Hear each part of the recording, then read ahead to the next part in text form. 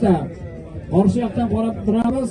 Endi o'rtacha скоростьni 60-70 км deb aytirga bo'ladi. Средняя скорость, наверное, где-то 60-70 км. Это само собой. Вот завораживающее зрелище смотрим. На первом месте у нас Адмирал Зеп уже ayırması hayran. İki arada zor ko'rib turamiz. Oqlar shavalar.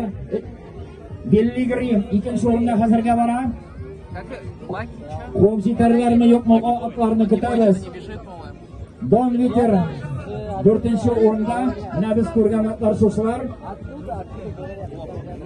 Hurmatli jamoat, aytganimizcha endi Kirov gubernatorining maxsus prizi jenguvchiga bunday eng yaxshi otlarimiz, самые лучшие скакуны на сегодняшней соревнованиях. Они уже выиграли свои забеги. Первые и вторые места заняли. Вот они сегодня выступают на этом забеге. Birinchi bor aytganimizcha Admiral Zeb Salaxov xo'jalig'idan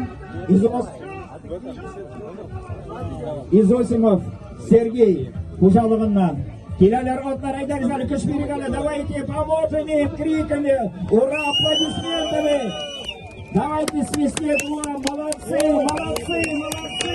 Давайте, второе место, борьбайте за второе место. Чуть-чуть, не получилось, но молодцы все. Рахмат аларга.